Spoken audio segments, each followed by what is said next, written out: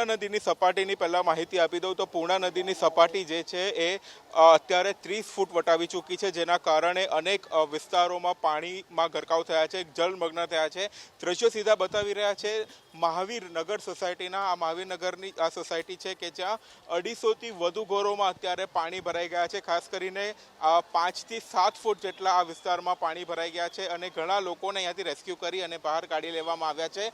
ઘણા લોકો જે છે એ અહીંયા ઓટલા પર પોતાનો રાતવાસો પસાર કરવા માટે મજબૂર બન્યા છે, તો ઘણા લોકો પોતાના છતના ટેરેસ ઉપર અત્યારે સેફ જગ્યાએ લઈ અને લોકો અત્યારે સુરક્ષિત સ્થાને ગયા છે। ખાસ કરીને મહાવીર સોસાયટીની વાત કરવામાં આવે તો મહાવીર સોસાયટીમાં 15થી વધુ લોકોનું રેસ્ક્યુ કરવામાં આવ્યું હતું। કેટલાક લોકોને સુરક્ષિત સ્થાને લઈ જવામાં આવ્યા હતા, કાં તો ઉપરના માળે ઉપર લોકોને સુરક્ષિત રહેવા માટે કહેવામાં આવ્યું છે। આપણી સાથે કેટલાક લોકો છે, એમની સાથે પણ વાત કરીશું આપણે। કેટલાક લોકો અંદર હતા અને શું પરિસ્થિતિ હતી? લગભગ નીચાણવાળા વિસ્તારમાં 101 જણ હતા, છેલ્લે 15 જણ રહી ગયા હતા। એમને ફાયર બ્રિગેડની મદદથી બોટમાં બહાર રેસ્ક્યુ કરીને કાઢવામાં આવ્યા છે। ખાવા પીવા માટેની શું વ્યવસ્થા કરવામાં આવી છે? ખાવા પીવા માટે અમે અહીંયા સૌને, નાના છોકરાઓને, બાળકોને બિસ્કિટોનું વિતરણ કર્યું છે અને નગરપાલિકા દ્વારા જે આયોજિત છે જમવાનું તે પણ અમે અહીં પહોંચાડી દીધું છે। ખાસ કરીને લોકો જે છે એ દુકાનની ઓટલા પર પણ બેઠા છે, હજી પણ પાણી વધી રહ્યા છે, અંદર શું પરિસ્થિતિ છે? પાણી વધશે તો અંદર જઈ શકાય એવું જ નથી। અહીં જે ઓટલા પર છે એને અમે રાત પડતા સારી રીતે એ લોકો રહી શકે એવી રીતના અમે જગ્યા આપીશું ને આરામથી એ લોકો સૂઈ શકશે। અંદર કેટલા ઘરો છે હજી કે જ્યાં પાણી છે? કેટલું પાણી છે અંદર? અંદર લગભગ 5 ફૂટ જેટલું પાણી છે ને મહાવીર સોસાયટીમાં 200થી વધુ ઘરો છે।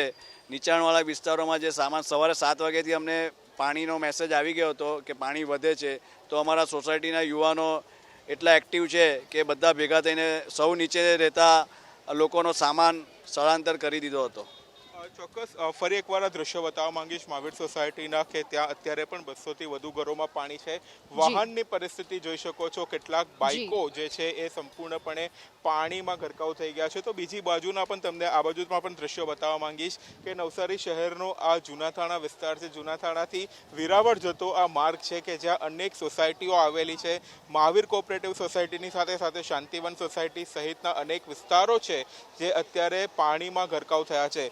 જો કે 2200થી વધુ લોકોને જે છે એ રેસ્ક્યુ કરવામાં આવ્યા છે। ટોટલ 15,000થી વધુ લોકો પ્રભાવિત થયા છે। નગરપાલિકાની ટીમ સતત રેસ્ક્યુ કામમાં જોતરાઈ છે ખાસ કરીને, અને જે સ્થળાંતરિત કર્યા છે લોકોને એ લોકો માટે ફૂડ પેકેટ્સ અને અન્ય વ્યવસ્થાઓ પણ કરવામાં આવી છે। ગીતા જી, સિદ્ધેશ, આભાર આપનો આ સમગ્ર માહિતી બદલ। તો મહાવીર સોસાયટીમાં 200 જેટલા મકાનો અત્યારે પાણીમાં ગળાડૂબ છે અને અહીંથી 2200 જેટલા લોકોનું સ્થળાંતર કરવામાં આવ્યું છે। આ સાથે જ અલગ અલગ વિસ્તારોના આપ આ દ્રશ્યો જોઈ લો। બળિયાદેવનું મંદિર જે વિસ્તારમાં હાલ તો પાણી ભરાઈ ચૂક્યા છે, બીજી તરફ ભેંસદ ખાડા વિસ્તાર, આ તમામ વિસ્તારો એવા છે કે જ્યાં ઘૂંટણ સુધીના પાણી ભરાઈ ચૂક્યા છે। ઘરોમાં વરસાદી પાણી ઘૂસી જતા ઘર વખરીને નુકસાન થયું। નવસારીનો બાપુનગર વિસ્તાર પણ જળબંબાકાર થઈ ચૂક્યો છે અને બાપુનગર વિસ્તારની પાસે કલેક્ટર કચેરી પણ અહીં આવેલી છે, તો આ તરફ પ્રશાસન તરફથી કોઈ મદદ નથી મળી શકી। કાલિયાવાડી વિસ્તારની વાત કરીએ, જે પણ બેટમાં ફેરવાઈ ચૂક્યું છે, મકાનોમાં વરસાદી પાણી ઘૂસી ચૂક્યા છે। પ્રશાસને લોકોને સલામત સ્થળે ખસી જવાની સૂચના આપી। નવસારીમાં પાણીના કહેર જે પ્રકારના સ્થિતિ સામે આવી રહી છે, જળ પ્રલયની આ સ્થિતિની વચ્ચે શાંતાદેવી સોસાયટી, શાંતિવન સોસાયટી, બાપુનગર, કાલિયાવાડી આ તમામ વિસ્તારોમાં હાલ પાણી જ પાણી જોવા મળી રહ્યું છે। નવસારીનું ભેંસદ ખાડા વિસ્તાર કે જ્યાં પૂર્ણા નદીના પાણીએ એવો તે કહેર મચાવ્યો કે ઘરોમાં પાણી ભરાતા 150થી પણ વધુ લોકોનું અહીંથી સુરક્ષિત સ્થાને સ્થળાંતર કરવામાં આવ્યું છે।